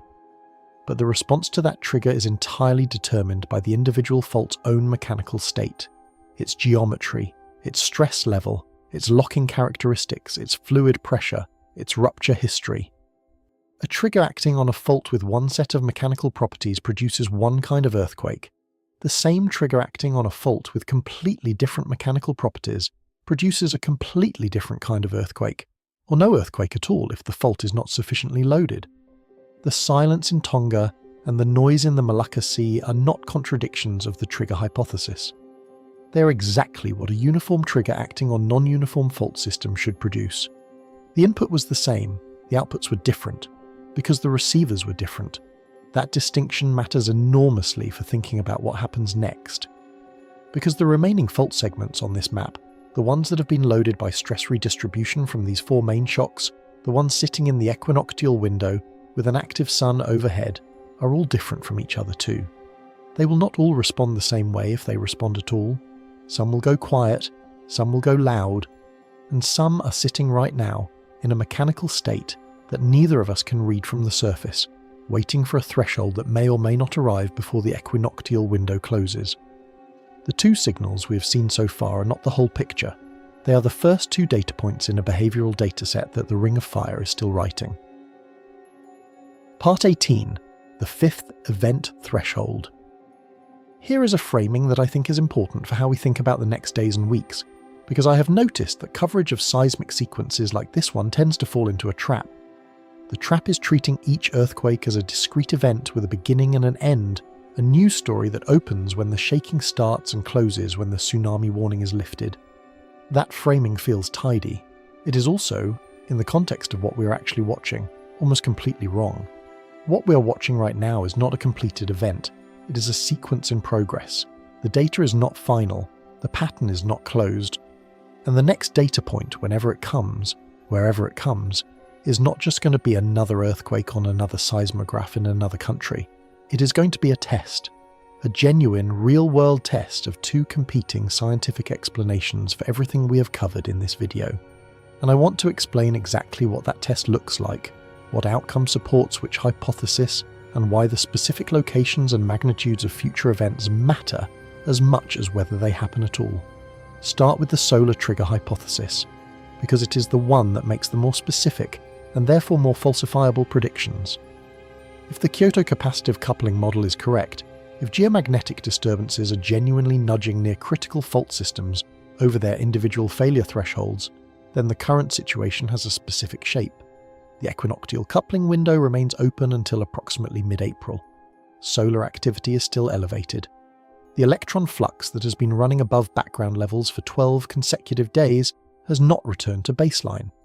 The conditions that the model identifies as necessary for solar seismic coupling are all still present.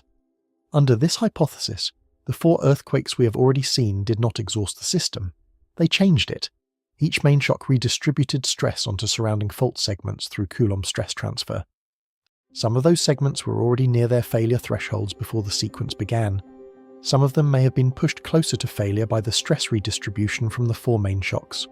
And all of them are sitting inside an equinoctial window where a given level of solar activity translates into stronger geomagnetic disturbances than it would at any other time of year.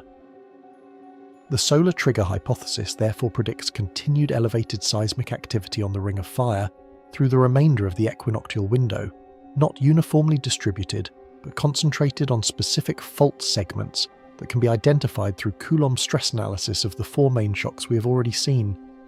Let me be specific about which segments those are, because specificity is what separates a scientific prediction from a vague gesture at a map. The Tonga region is the first candidate, and in some ways the most concerning one given everything we discussed about the silence signal. The quiet post-main shock behaviour of the March 24th 7.5 raises the possibility of incomplete stress release, a rupture that arrested before fully discharging the accumulated elastic energy on the fault plane. If that interpretation is correct, the adjacent segments of the Tonga-Kermadec subduction interface that were not involved in the main shock rupture are now carrying additional Coulomb stress. They were already loaded by decades of Pacific plate subduction before March 24th. The main shock may have added to that load rather than reducing it.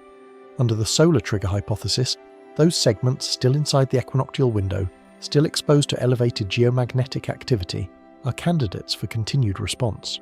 The Japan Trench is the second candidate, for reasons that extend back considerably further than the 10-day sequence we have been examining. The 2011 Tohoku megaquake was a magnitude 9.0. 15 years later, the Coulomb stress redistribution from that rupture has not fully equilibrated. There are portions of the Japan Trench subduction interface that were loaded by the 2011 event and have not since produced a significant stress-releasing rupture. The March 26th magnitude 6.5 near Onagawa was almost certainly not sufficient to drain that accumulated load. The follow-up magnitude 5.0, recorded near the same area on April 2nd, suggests the fault is still actively redistributing stress. Under the solar trigger hypothesis, the Coulomb-loaded segments of the Japan Trench that were not involved in either the 2026 event or the 2011 megaquake remain candidates for future response while the coupling window is open. The third candidate is the one most directly connected to the most recent event in this sequence. The Halmahera subduction interface, the east-dipping component of the Molucca Sea Collision Zone's dual subduction system, may have received a Coulomb stress increase from the April 1st 7.4 main shock on the opposing Sangihe interface.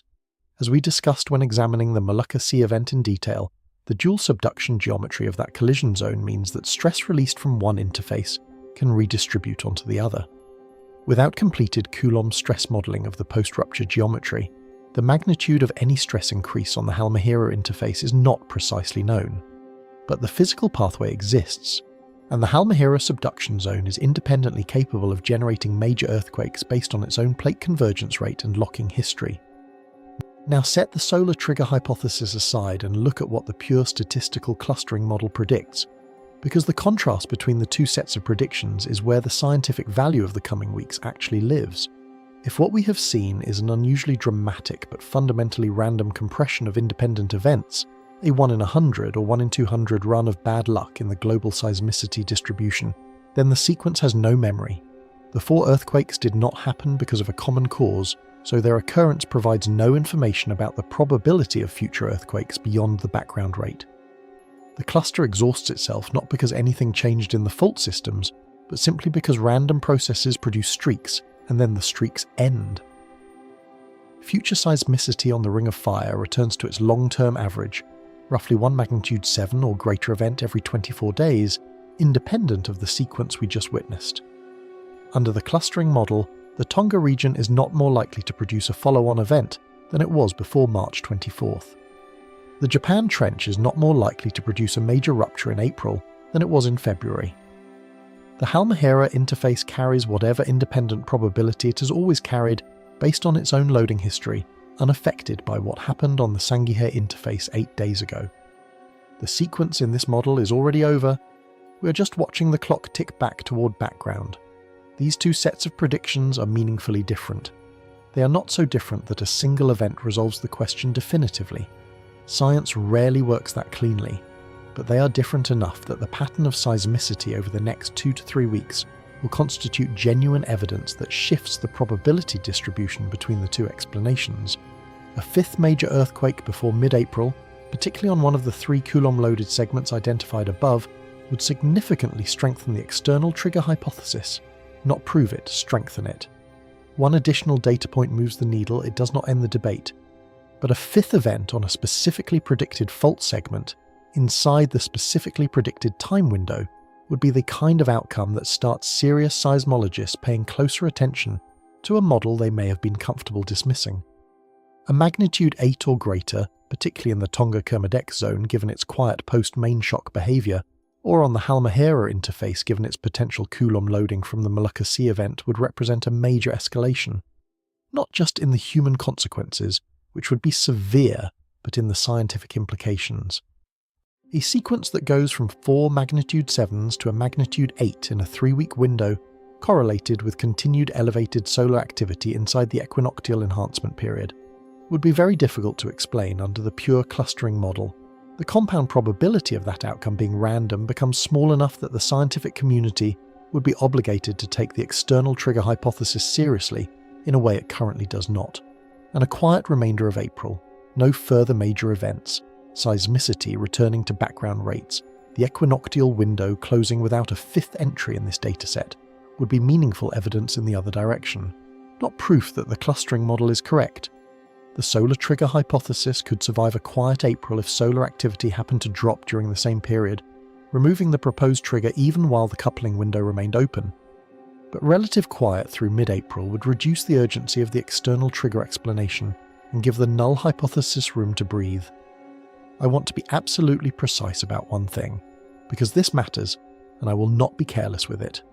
Nothing in this analysis constitutes a prediction of an earthquake. No specific location, no specific magnitude, no specific date. Current science cannot do that. The location, timing, and magnitude of any future earthquake is not predictable with the precision or reliability that would make a specific prediction scientifically meaningful or responsible to state publicly. What I am describing is a hypothesis that generates probabilistic expectations about patterns, elevated activity on specific fault types in a specific time window under specific solar conditions. That is a testable scientific framework. It is not a forecast. The difference between those two things is important, and anyone who tells you they can predict the next earthquake with specificity is telling you something that the science does not support. What the science does support is this: we are mid-sequence, not at the end. The data is still arriving. The fault systems that were loaded by these 4 main shocks are still sitting in their new post-rupture stress states. The equinoctial window is still open, the sun is still active, and somewhere beneath the Pacific Ocean floor on a fault segment that has been accumulating stress for years or decades or centuries, the next entry in this dataset is already loading. It does not know we are watching, but we are. Part 19. The external clock is still running. While the geological drama has been unfolding beneath the Pacific, something has been happening above it, above all of us, that deserves considerably more attention than it has received. Not because it changes the seismic story we have been building, but because it reframes the scale of it. The 4 earthquakes we have been examining did not occur in isolation from the rest of the planet's systems. They occurred inside a specific solar environment that has been affecting everything from the upper atmosphere to the floor of the deep ocean, and understanding the full extent of that environment is important for grasping what we are actually dealing with here. Start with the sun itself, because the sun has not stood down. The solar active regions that produced the geomagnetic storm conditions surrounding the Tonga earthquake on March 24th did not simply erupt and go quiet.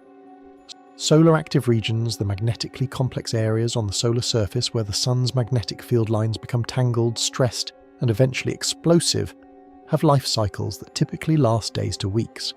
They rotate with the sun across the Earth-facing disk, produce multiple eruptions over their lifetimes, and sometimes survive long enough to rotate around the far side of the sun and return for a second Earth-facing passage.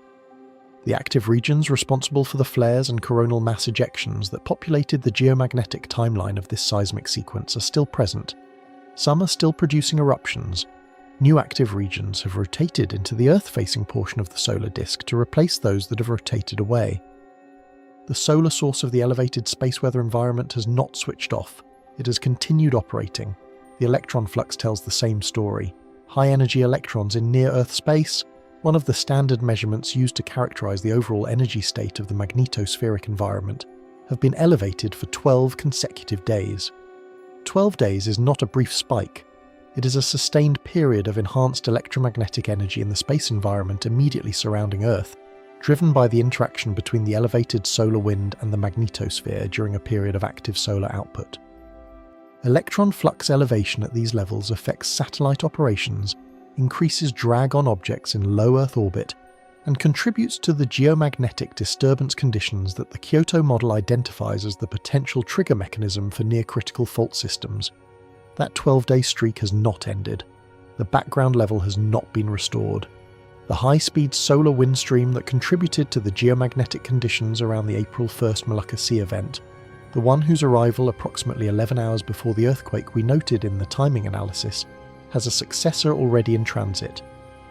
High-speed streams emanate from coronal holes on the solar surface, regions where the sun's magnetic field opens outward into space and allows solar wind to escape at higher velocities than it does from the surrounding closed-field regions. Coronal holes are persistent features. They rotate with the sun and can survive for multiple solar rotations, producing recurring high-speed stream impacts at Earth spaced roughly 27 days apart. The sun's rotation period is seen from Earth. The coronal hole geometry of the current solar disk means that elevated solar wind conditions are not a one-time event in the rearview mirror. They are a recurring feature of the current space weather environment. The space weather forecast for the coming days reflects all of this. Continued elevated activity, additional flare probability from the active regions currently on the Earth-facing disk, possible further geomagnetic disturbance as the next high-speed stream arrives and as any new coronal mass ejections complete their transit from Sun to Earth. We are not in the recovery phase of an isolated solar event. We are in the middle of an extended period of elevated solar output that happens to coincide with the equinoctial enhancement window that makes every solar disturbance hit harder than it would at any other time of year. Now I want to bring in something that has been almost entirely absent from earthquake coverage of this sequence, and its absence is frankly a failure of connected thinking in science journalism. Because the same solar environment we have been describing, the same active regions, the same elevated electron flux, the same geomagnetic disturbance conditions, is simultaneously affecting a group of human beings who are experiencing it without the protection that the rest of us take entirely for granted. The Artemis II mission is currently operating beyond low Earth orbit. To be precise about what that means, the crew of Artemis II has travelled beyond the magnetosphere, beyond the invisible magnetic shield that surrounds Earth and deflects the vast majority of solar particle radiation before it can reach the surface. Every human being who has ever lived has spent their entire existence inside that shield, with the sole exception of the 24 Apollo astronauts who travelled to the Moon between 1968 and 1972. Artemis II represents the first time since Apollo 17 in 1972 that human beings have been outside the magnetosphere's protection. Outside the magnetosphere, the solar environment is unfiltered. The high-energy protons and electrons that the Sun accelerates during flares and coronal mass ejections, the same particles that drive the geomagnetic storms, the same particle fluxes that have been elevated for 12 consecutive days, arrive at full intensity with no magnetic shield to deflect them. The Artemis II crew is experiencing, directly and in person, the same solar environment that has been interacting with Earth's magnetosphere throughout this entire seismic sequence. Their mission planners are monitoring the same solar active regions, tracking the same particle flux measurements, watching the same space weather forecasts that form the solar layer of this story. I want to be clear that I am not raising this to suggest the mission is in danger or to create alarm about its safety. The Artemis program has been designed with space weather in mind. The vehicle incorporates radiation shielding. Mission planners have protocols for elevated solar activity, including operational procedures that can be implemented during significant particle events. NASA has been doing solar-aware mission planning since the early days of human spaceflight, and the hard lessons of solar particle events during the Apollo era informed the design of every subsequent crewed program. The Artemis II crew is not unprotected, and space weather is not an unmanaged risk in their mission. But here is why the Artemis II connection matters for this story, beyond the human drama of it. It illustrates something about the scale of what we are actually discussing that earthquake coverage entirely misses. The 4 earthquakes in this sequence are being reported as geophysical events, stories about fault lines and subduction zones and tsunami warnings, localized to specific patches of seafloor in the Pacific, and they are all of those things. But they are also occurring inside a planetary-scale electromagnetic environment that simultaneously affects power grids at high latitudes, satellite orbital mechanics in low Earth orbit, radio communications across the ionosphere, and human radiation exposure beyond the magnetosphere. The solar activity driving the geomagnetic disturbances that align with these 4 earthquakes is not a footnote to a geological story. It is a system-wide event whose effects are visible from the seafloor of the Pacific to the trajectory of a crewed spacecraft travelling to lunar distance. That scope matters for evaluating the solar trigger hypothesis, because one of the instinctive objections to any solar seismic connection is that it seems to require the Sun to have an implausibly specific effect on an implausibly specific target. The Sun affecting fault planes on the Pacific Ocean floor sounds exotic and selective. Why would solar activity care about subduction zones?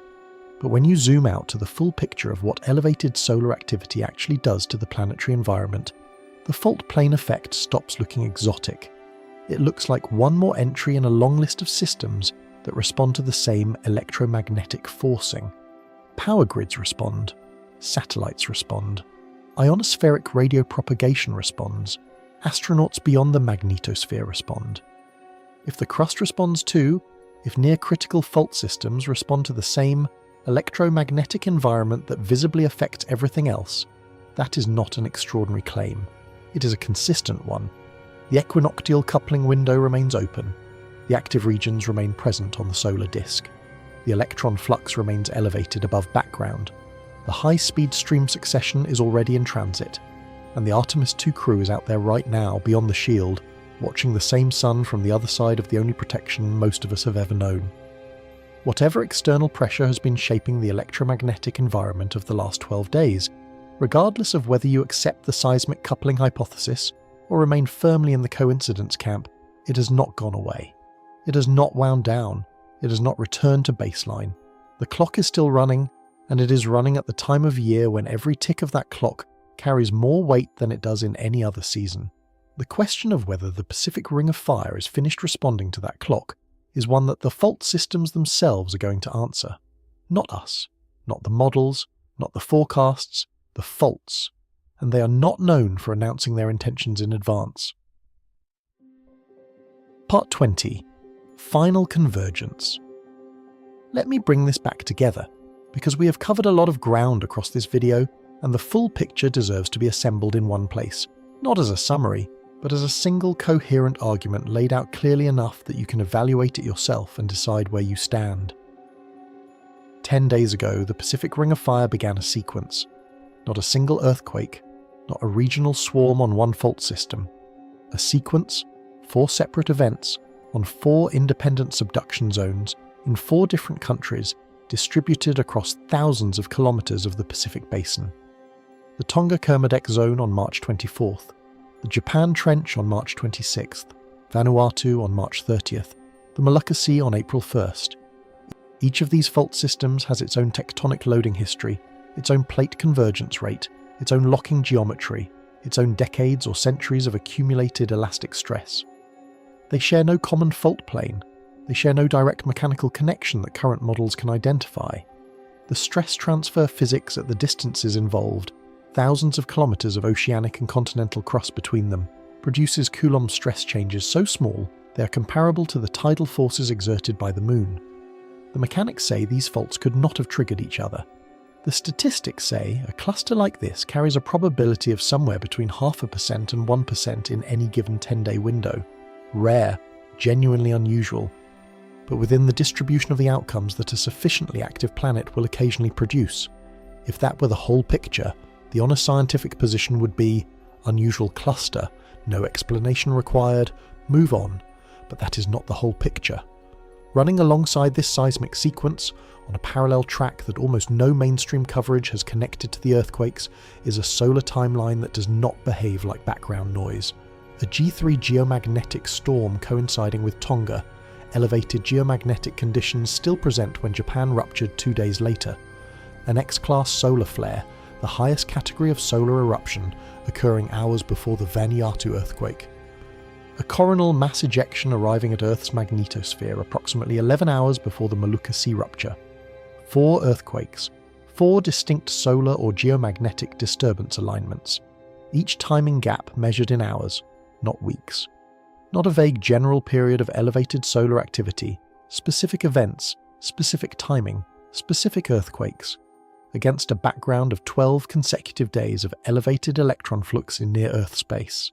And all of it occurring inside the equinoctial enhancement window that the Russell-McFerran effect identifies as the annual peak of solar-terrestrial electromagnetic coupling efficiency, the time of year when the geometry of Earth's magnetic field relative to the solar wind makes every geomagnetic disturbance hit harder than it would in any other season. A peer-reviewed model published in 2026, the Kyoto Capacitive Coupling Model, developed by Mizuno, Kao, Umino and their colleagues, provides a physical mechanism for these alignments. The model proposes that rapid changes in the ionospheric charge distribution during geomagnetic disturbances induce electromagnetic stress, perturbations in the near-surface crust. The perturbations are small.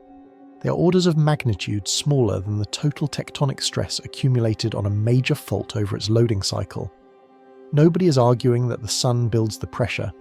The tectonic forces that load fault systems to near failure operate on timescales of decades to centuries.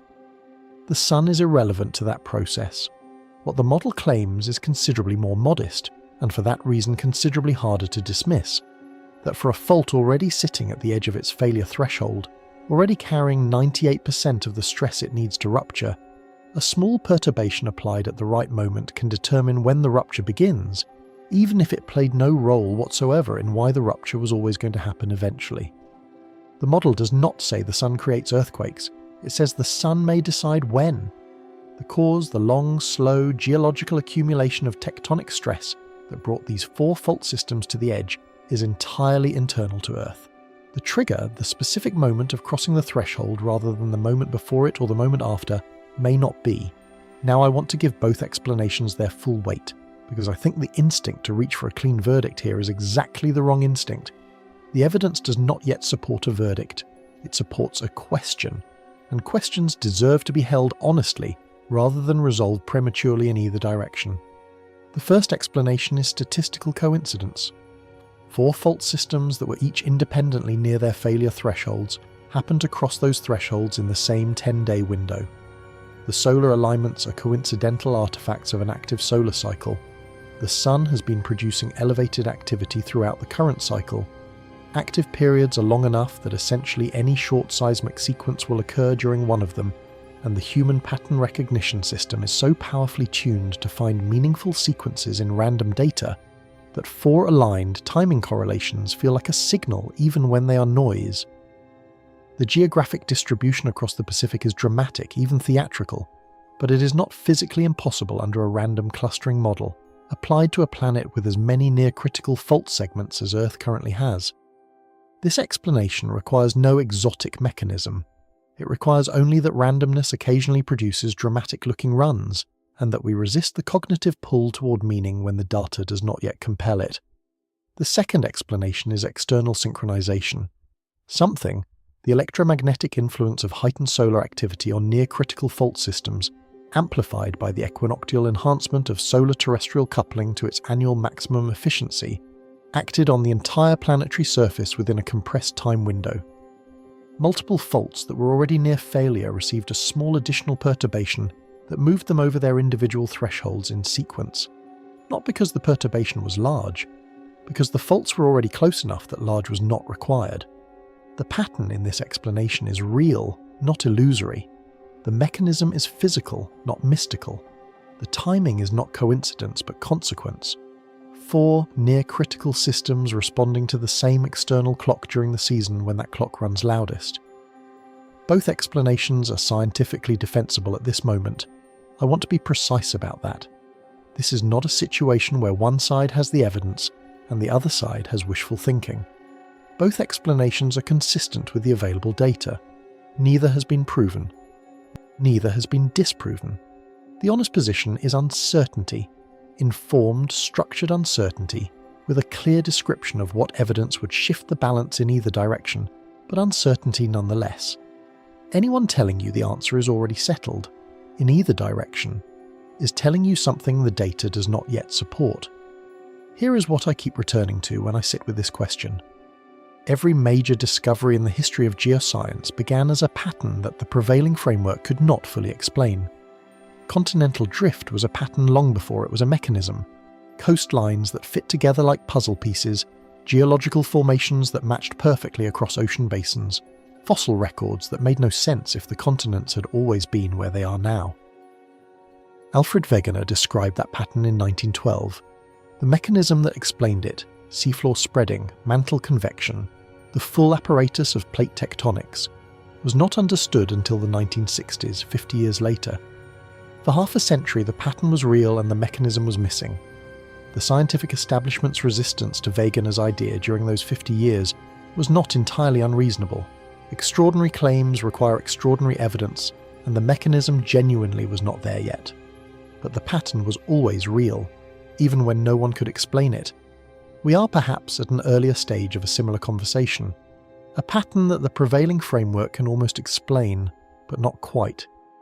A mechanism proposed but not yet confirmed by the weight of evidence that would make it consensus science. A sequence of events that will either resolve into coincidence when examined over a longer baseline, one dramatic cluster among others, distinguished only by the unfortunate timing that put it in front of cameras, or resolve into early evidence for something we do not yet fully understand about the relationship between the star at the centre of our solar system and the restless, pressurized surface of the planet we live on. 4 earthquakes, 4 solar alignments.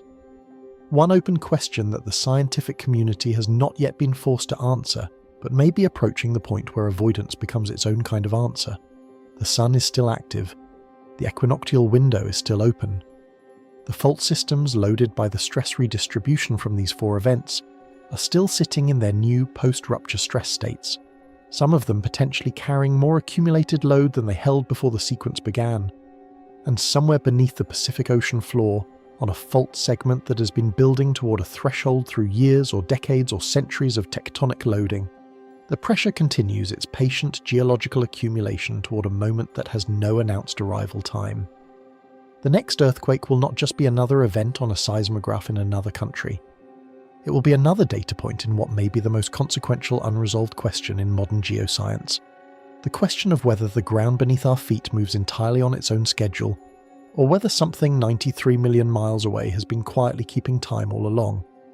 Either we are watching coincidence dress itself up as pattern, an elaborate illusion assembled by the same cognitive machinery that finds faces in clouds and meaning in static, or we are watching, in real time and for the first time with 4 aligned data points and a published physical mechanism, evidence of a connection between the cosmos and the crust that mainstream science has not yet fully come to terms with.